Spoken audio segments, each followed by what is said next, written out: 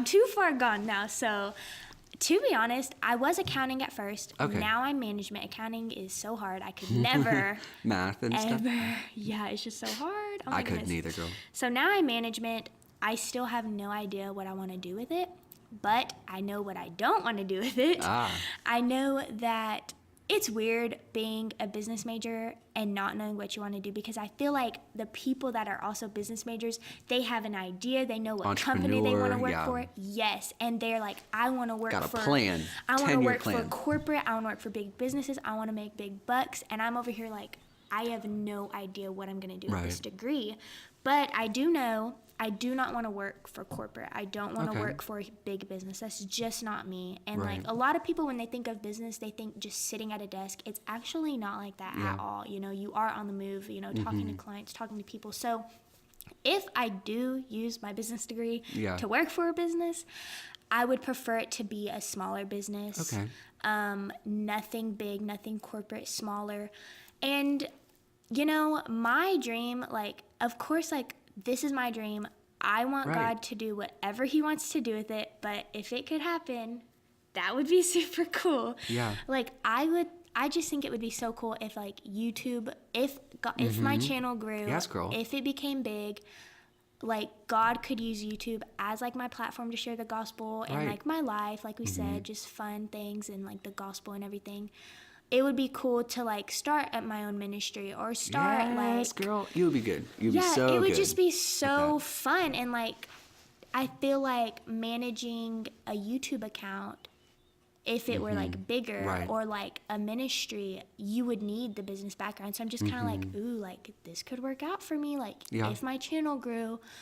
And since that's kind of, like, my dream, it's hard to let God be in control, because at the end of the day, he could have a different plan. Like, as you know, I kind of mentioned in my first video, like, it'd be cool if this channel grew, but like ultimately, if just one person feels encouraged by it, then it's successful. You know, that's humble, girl. I like so it. I want it to grow big.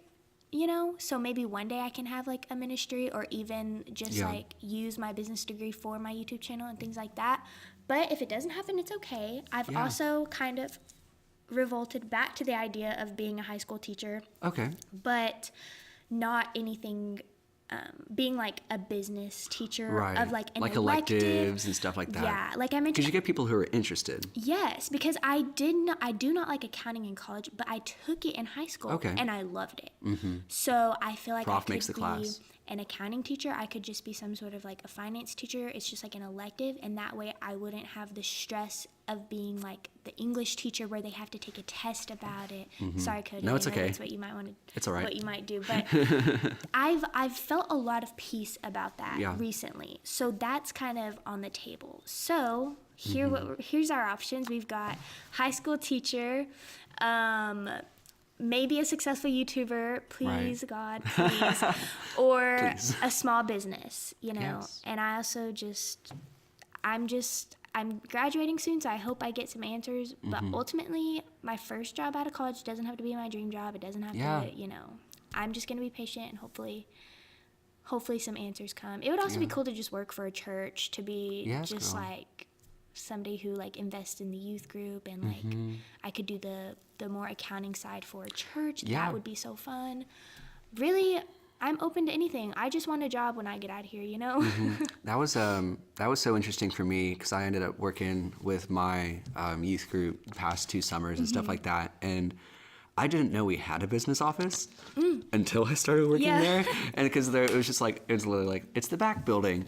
And like, you're always like in the sanctuary or in the youth room or like in the classroom sometimes for like Sunday school. But I was like, wait, where's the mailroom? Where's the business office? Like, there's people who are bookkeeping. There are people who are managing staff that are, you know, making calls and doing accounting and like printing stuff, like all the materials that we need for Sunday morning. And I was just like, they're so far behind the scenes, and they are hustling. Like, they are working and they are grinding, and they are doing it literally for Jesus, you know? And it's so interesting to me, because there's no place, again, where like God cannot be, you know, because I think, and forgive me if I'm reading too much into this, I think one of the reasons you might not like be inclined to like big business is because like some part of your faith is just telling you that like it could not it would be difficult to mesh with that environment where there's just so many people who are pursuing material things, which like isn't, you know, the worst thing in the world, but to an extent where like you don't trust yourself in that environment and how it could rub off on you, and you don't know how much God would, you know, be in that place, and you're just kind of like scared in a way, which is like totally okay. And you just want to be able to have the freedom to pursue your dream, which like nobody should ever knock on, like pursue your dream, girl, like pursue the heck out of it.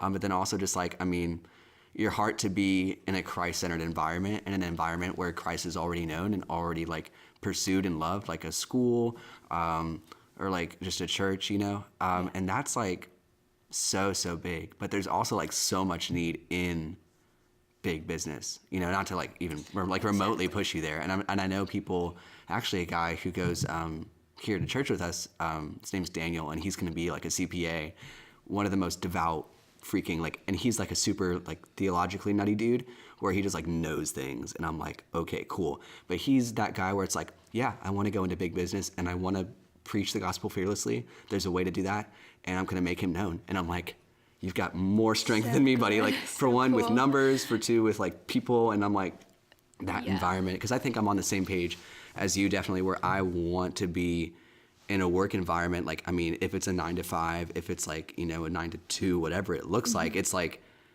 that is a large section of your day, and the people who surround you during those hours are going to have a huge impact on like your psyche, your mentality, like how you feel about yourself. And over the course of like, you know, 2, 5, 10, 15, 20 years, it's like you end up a different person, you know, 20 years into a job than you were, you know, 20 years before your job. And I was like, I definitely kind of relate to that in terms of like, just wanting community, but also knowing that like, we also have an obligation to go out and be that light into places where there isn't community, and start planting that community and growing it. So